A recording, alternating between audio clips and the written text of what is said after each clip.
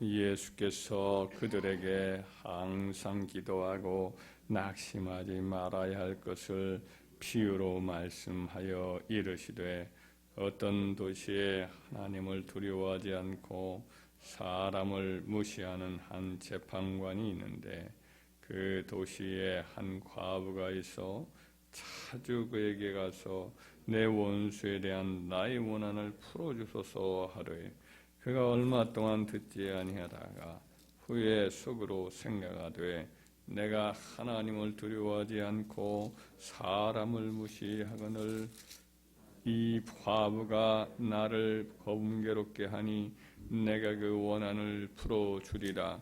그렇지 않으면 늘 와서 나를 괴롭게 하리라 하였느니라. 주께서 또 이르시되 불의한 재판장이 말한 것을 들으라. 하물며 하나님께서 그 밤낮 부르짖는 택하신 자들의 원한을 풀어주지 아니하시겠느냐? 그들에게 오래 참으시겠느냐? 내가 너에게 이르노니 속히 그 원한을 풀어주시리라. 그러나 인자가 올 때에 세상에서 믿음을 보겠느냐 하시니라. 아멘.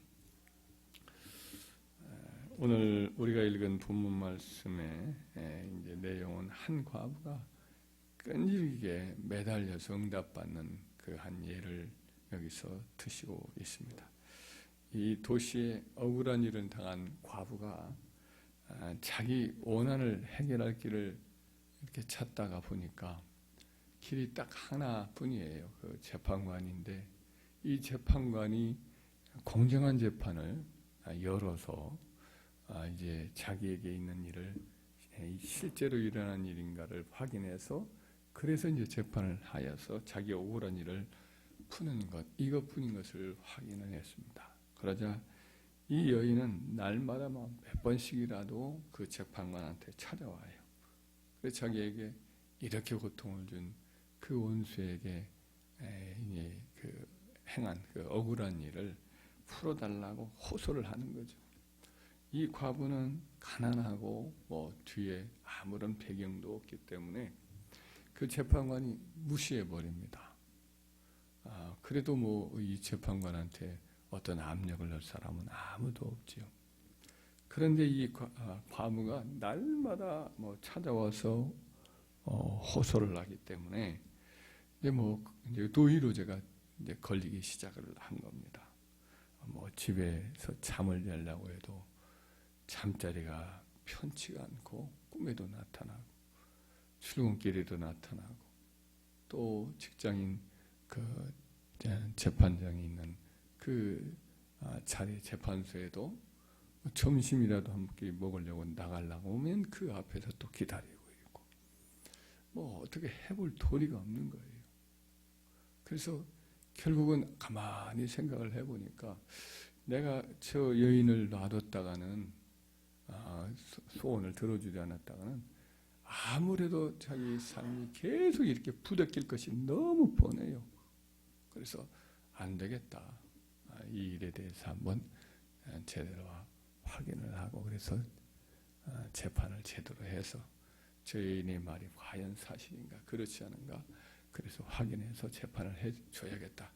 그래서 이제 다 관계자들을 불러들이고 재판을 하고 그래서 그 여인을 이제 억울함을 다 풀어주도록 그와 같이 했다라는 것이 예수님이 그 말씀을 인용한 내용의 어떤 전말일 것입니다.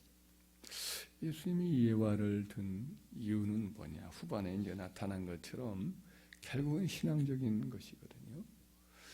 이와 같이 세상에 있어서 이런 일들이 이루어지는데 하물며 하나님께서는 그 성도들이 밤낮 부르짖는 그 원한을 어찌 풀어주지 않겠느냐? 어찌 이것을 더디 오래 그렇게 호소하도록 내버려 두겠느냐? 하나님이 그 원한을 속히 풀어줄 것이다. 하나님은 이 재판관하고도 달리 이 재판관은 사람도 무시하고 하나님도 전혀 경외치 않는 그런 악한 사람인데도 그렇게 간절히 이 과부가 부르짖으니까 결국은 원한을 풀어준 것인데 하나님은 의로우시고 또 자비로우시고 성도가 자기의 백성이 그렇게 간절하게 부르짖으면 이 기도를 어찌 오래 참겠느냐 이거예요.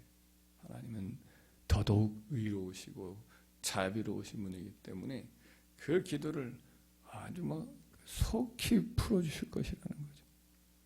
그러므로 하나님의 백성들은 어떻게 하면 되느냐? 절대로 낙심하지 말고 하나님 앞에, 선하고 의로우시고 자비로우신 하나님 앞에 간절히 기도하고 물러서지 말라는 거예요. 1절에 말씀했지만 항상 기도하고 계속해서 기도하고 낙망하지 말라는 거예요. 도중에 그만두거나 도중에 이게 포기하는 일이 없어야 하겠다는 거예요. 근데 이제 마지막에 한 부분은 우리 하나님이, 우리 주님께서 좀 안타깝고 실망스러운 말씀을 하나를 자기 마음을 펼쳐 보이죠. 그러나 인자가 올 때에 세상에서 믿음을 보겠느냐. 이렇게 이 세상 가운데 자기 백성이라고 일컬어지는 주의 백성들 가운데 말세에 참으로 하나님 앞에 이렇게 끈질기게 매달리는 믿음을 가지고 기다리는 이런 사람이 매우 희귀할 것이다. 이렇게 안타까운 마음을 표현을 하고 있습니다. 우리 하나님은, 우리 주님은 삶 가운데 일어난 여러 가지 문제를 가지고 주님으로부터 응답받을 때까지 결코 물러서지 않고 끝까지 매달릴 줄 아는 그런 믿음의 사람, 끈질긴 간구의 사람을 지금도 찾고 있는 줄 믿습니다.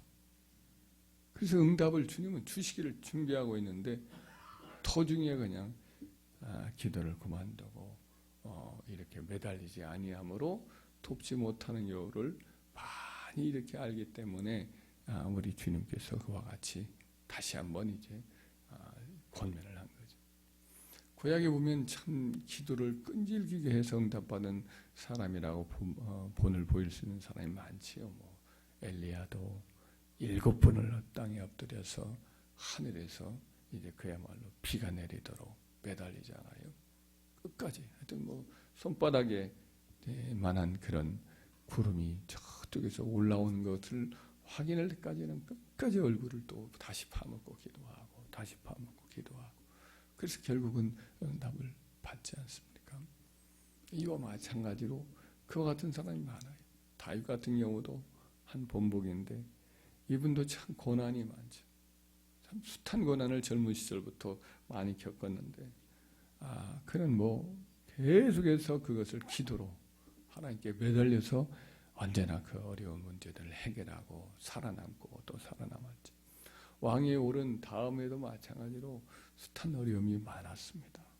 그런데 그때마다 하나님께 그 모든 문제를 가지고 나와서 끈질기게 기도하죠. 자기 건강의 문제, 원수의 문제 등등 해서 항상 하나님께 기도로 응답받아서 결국에는 오래 참고 하나님만 바라보고 기다림으로 결국 문제를 해결받고 그 문제가 이제 그 싸움이 끝나곤 했습니다. 기도 중에 이제 간절히 기도 중에 응답이 주어져요. 그러면 이제 다윗의 기도도 끝이 나고 그의 간절한 눈물의 기도가 갑자기 찬양으로 그 논조가 바꿔져서 그 기도가 이렇게 끝이 나고 끝맺음을 하는 경우가 많아요. 한 예를 들면 시편 57편의 기도 제목이 사울을 피하여 굴 속에 숨었을 때에 그의 이제 기도의 신음을 기록한 내용이 나오는데 초반부에는 막 원수에 쫓기는 자기의 신세를 호소하면서 그 원수를 멸해달라고 막 괴로워하면서 하나님 앞에 간절히 기도하는 내용이 나옵니다. 그런데 이제 후반부에 갑자기 논조가 갑자기 바꿔져요. 돌변하면서 하나님이여 내 마음이 확정되었고 내 마음이 확정되었사오니 내가 노래하고 찬송하리이다. 비파야 내 영광을 깰지어다. 비파야 수금아 깰지어다. 내가 새벽을 깨우리라. 이렇게 이제 달라져요. 응답이 기도 중에 응답이 온 거예요. 하나님 내가 널 도와주마. 이 문제를 해결해 주마. 하면서 응답을 주시니까 기도 중에 갑작스럽게 이렇게 그의 슬픔과 근심과 그리고 애통함이 노래와 춤으로 찬양으로 이렇게 바꿔지는 거죠. 다윗은 이제 고난 중에 이렇게 끈질기게 기도하여서 응답을 받음으로써 자기에게 있었던 문제를 완전하고 깨끗하게 해결하곤 했던 거죠. 기도로 해결했어요. 기도로. 적당히 기도하고 낭망하여서 기도를 쉬는 법이 없고 언제나 끝까지 기도로 매달려서 이렇게 해결을 보곤 했던 거죠. 근데 대조적인 사람을 본다고 하면은 사울왕이 있습니다. 사울왕은 어떻게 보면 이렇게 제목을 그 사람 인생에 대해서 단다 그러면은 다윗과는 대조적이에요. 기다리지 못하는 사람입니다. 하여튼 뭐 기다리지를 못해요. 그러니까 사무엘 선지자가 그에게 길갈에서 7일을 기다리라 그랬어요. 6일까지는 어찌어찌 기다렸습니다. 블레셋 군사들이 막 쳐들어오려고 하고 자기 부하들은 날마다 밤마다 군무 이탈해서 다 도망가 버리고 그러니까 참 두렵지요. 적들은 쳐들어 내려오려고 하고 아침에 일어나면 다 도망쳐서 자기 군대는 그냥 그야말로 이제 그 과수원의 상징막처럼 그냥 이제 그것만 아침에 보면 쑥 빠지고 쑥 빠져서 얼마 안 남아요.